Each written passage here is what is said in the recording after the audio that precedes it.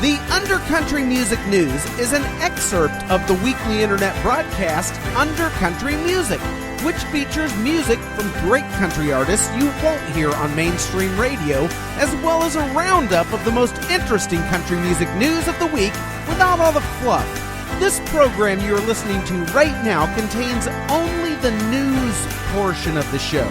To listen and subscribe to the full weekly episode containing the music and interviews, please visit undercountrymusic.com or simply subscribe to the Undercountry Music Podcast on iTunes. Let's get into it. I love those old town lanes, those little towns. We got a lot of those around here in Middle Tennessee.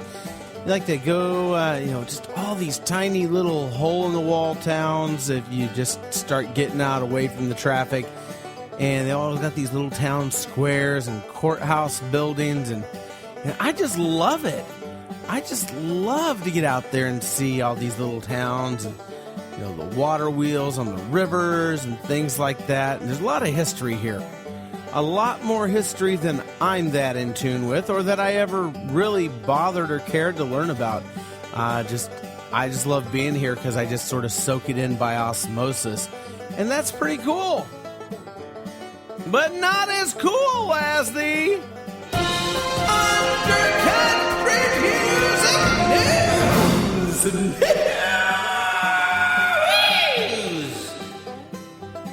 Yeah, baby. The Undercountry Music News. We find ourselves back here once again, swinging through that old bar room door. That's right, hanging off the chandeliers. Shooting out the mirror behind the bartender and finding one crazy kid, firing our guns at his feet and say, "Dance, boy, dance!"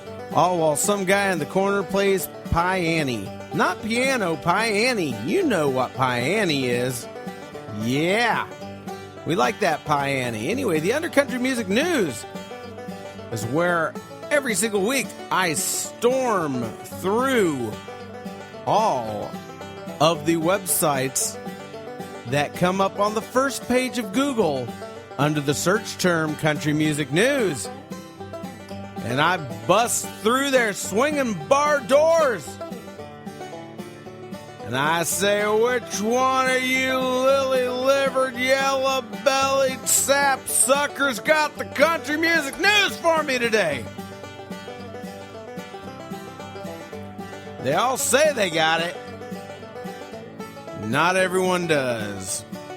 Some of them just take press releases from Taylor Swift and run them. And that's all the F they do. And when I see that crap, I call it out. Because that's what it is. It's crap. And I also dig and see. I actually try to find some good country music news on these websites, but I can't always. But normally I get at least one or two. And then I present those one or two stories to you with my own thoughts and my own feelings and my own conjectures about them. That can tend to piss people off sometimes. I don't care. But I'll tell you what. I come across a website and they're pushing nothing but, Taylor Swift thinks Christmas trees are best in pink kind of stories. I award that website with the dreaded Undercountry Music News Wet Belch of the Week. You know what? I haven't given anyone the wet belch in over a month. A month plus running with no belches. Although I got a little tired of not belching last week, so I opened the segment with belching. Just because I couldn't contain it any longer, So, let's see. I got that out of my system, so I don't need to belch for no reason. And that's good, because over at CMT this week, they get the wet belch because they got diddly jack crap over there. They're asleep at the freaking wheel. I'm gonna run over somebody with that bussiers, and they're at the top of the search results. Of course they are.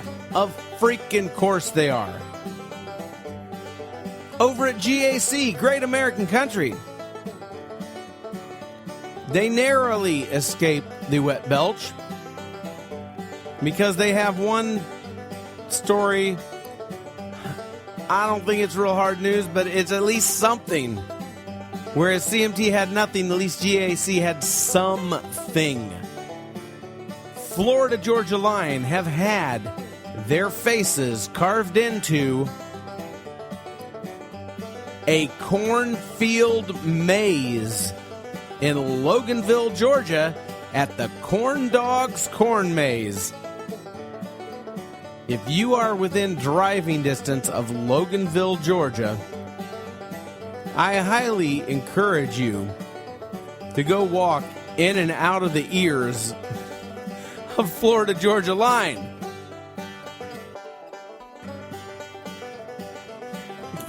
I can't even make this stuff up, folks. Okay.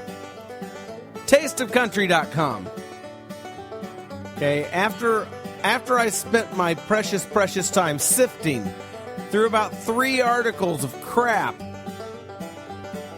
I came across the announcement that the Glen Campbell documentary entitled I'll Be Me will be opening in a limited theatrical release in New York and also Nashville on October 24th. October 24th, yes, that's it. I'm barely here right now. I'm running on fumes, baby. All right, now I saw Glen Campbell on his farewell tour while he was suffering Alzheimer's, and he had some great flashes of brilliance on guitar, and I could just tell that in his prime, he was just unequaled on the guitar. He was just a monster, and you could see it come out of him every once in a while, and then, he had trouble keeping it together, and he'd kind of float off and forget what he was playing, or, kind of forget the words of songs, but, that's what that disease does to you, and that's certainly not Glen's fault. And his whole band was comprised of, his family, his daughters and sons made up his backing band, and they also opened the show as their own band too. So that was all pretty cool. I'm glad I got to see him, and I let's all keep Mr. Campbell and his family in our prayers. They could use it. All right. Also, over at Taste of Country, the host, presenters, and performers for the 2014 ACM Honors have been announced, and you can find out all that stuff over at tasteofcountry.com. I personally can't stand award shows, so I didn't bother to click. But if you dig them, there you go. I'm just kind of pointing the way for you, like one of those human directionals that you see on the side of the road saying, large pizza, $5.99 in here, and I twirling the sign, making it go between your legs and around your back so that nobody can actually ever read the effing sign you're holding up, and therefore what you're getting paid for, and not getting paid very much. By the way, those guys make minimum wage at best. But there you go. I'm like one of those guys saying, hey, if you're into that, go this way. All right? But now we're going to go to Country Weekly. Over at Country Weekly, in their news roll, they're reporting that country singer Emily West has made it to the America's Got Talent semifinals. Yeah, way to represent M. And Trisha Yearwood has just announced a new album and a new record deal with Sony Music Nashville. Her new album will be called Prize Fighter. And it's got to do with all kinds of touchy-feeling stuff and overcoming obstacles in your life and blah, blah, blah, blah, blah. And it's not about kicking the crap out of Garth Brooks when he comes home too late at night. Much like I just clunked my microphone. But anyway, a release date has not been announced, but this will be her first new album in almost 8 years. Over at the 615, which is a subsection of Billboard.com, a death after a Hank Williams Jr. concert in Detroit. It's been ruled a homicide after a man was shoved by a teenager on the concourse. The man apparently fell and struck his head on the concrete. Now, the victim's son is saying that it appears to be accidental. Okay, well, it's his dad that got killed, and he's saying it's accidental. So, why is the medical examiner's office ruling this a homicide? That's crazy balls, dude. But anyway, this story neglects to give any reasoning as to why the medical examiner's office ruled this a homicide, and also does not even give the date of when this occurred. So, I mean, that's the quality of journalism we get these days. But whatever. I mean, it's free. Get what you pay for.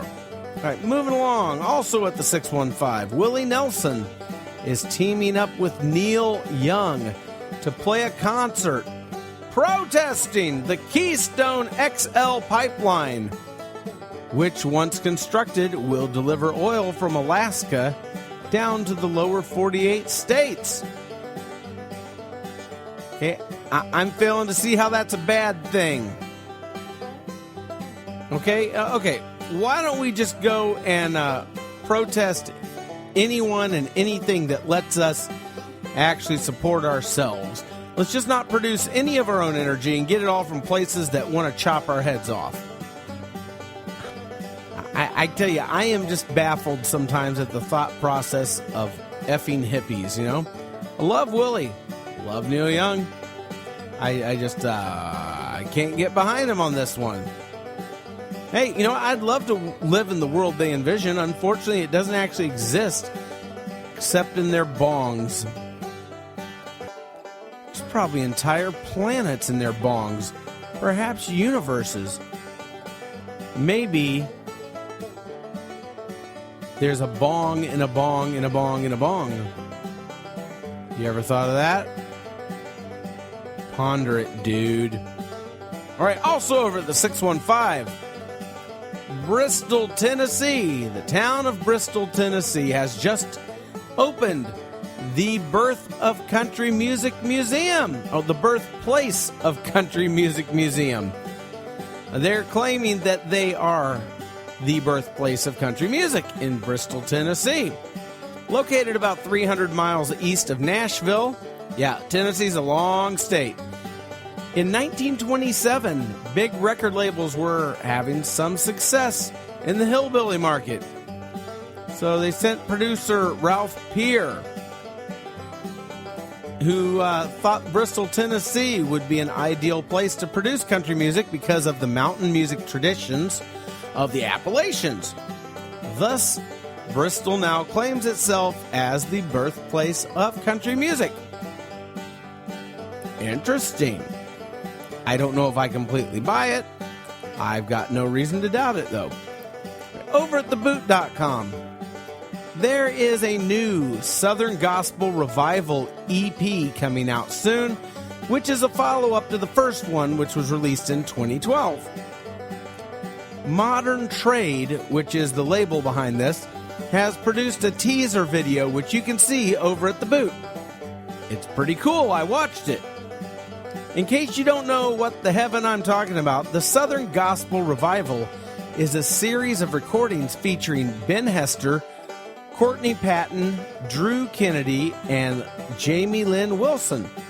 They set up shop to record in an old Southern dance hall and laid down the 4 tunes in an effort to recapture the feeling of being at a revival on a hot Southern Sunday. I would say they succeeded from the clips that I heard. All songs were recorded in single takes without overdubs, which is almost unheard of these days. You can see videos and download songs from the first album at themoderntrade.com. Also over at the boot, Shovels and Rope. I've played them on this show before. They're about to release their new album called Swimming Time, and you can watch their new video for The Devil Is All Around right there on the boot. It's great. See, this duo, they're great. Absolutely one of my favorites. I know I sit here and bag on country music in general pretty much every single week and constantly because it's just so hollow these days. It is nothing, it does nothing, it says nothing. It's just junk being churned out. Now, if you want to hear an example of artists who, in my opinion, are making original, edgy country music that's actually worth paying some attention to, I encourage you to check out Shovels and Rope because they are exactly what I'm talking about. All right, over at NashvilleGab.com. All right, here are the stories. Don't go buying Jason Aldean and Brittany Kerr a wedding present just yet. Hunter Hayes gets a tattoo.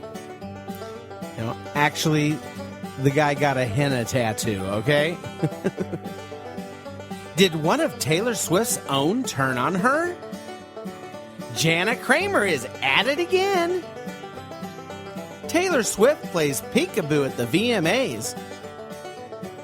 Taylor Swift gets ready for first pop performance. Lucy Hale to host the VMAs red carpet. And Carrie makes Miranda nervous? Chase Rice goes commando sometimes. Jana Kramer is single again. All right, now I did find one story on Nashville Gab that piqued my interest. Country singer gets in a fist fight at his own bachelor party. All right, that one looked pretty damn interesting, so I clicked it to read more, and unfortunately, there really wasn't any more to the story, just that he had some choice words for a bartender about his karaoke machine. And that's all I got. All right, and since, you know what, I think Nashville Gab does not just deserve the wet belch of the week, because we did already give that to CMT, but I think they've done such a horrible job this week that I'm going to reward them with an assembly line of wet belches. So you ready? Sometimes it takes me a second to work it up, but I'll work it up.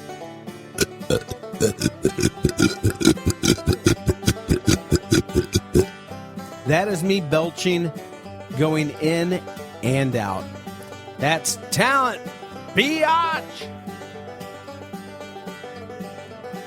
You are so lucky that you're on the other side of this microphone.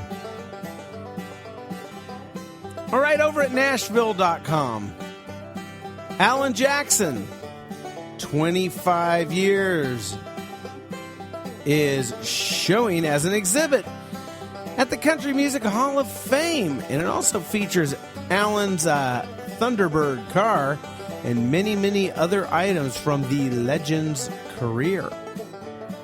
Go, Alan Jackson. And this has been your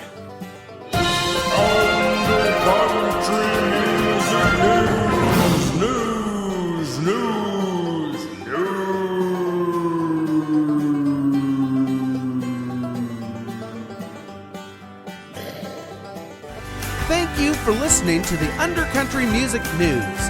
The Undercountry Music News is just a small excerpt of the weekly hour-long internet broadcast Undercountry Music, where I, Neil Smith, not only round up the week in country music news and put my own spin on it, but I also play music and have great interviews by lesser-known original country acts, the kind that you won't hear on mainstream country radio.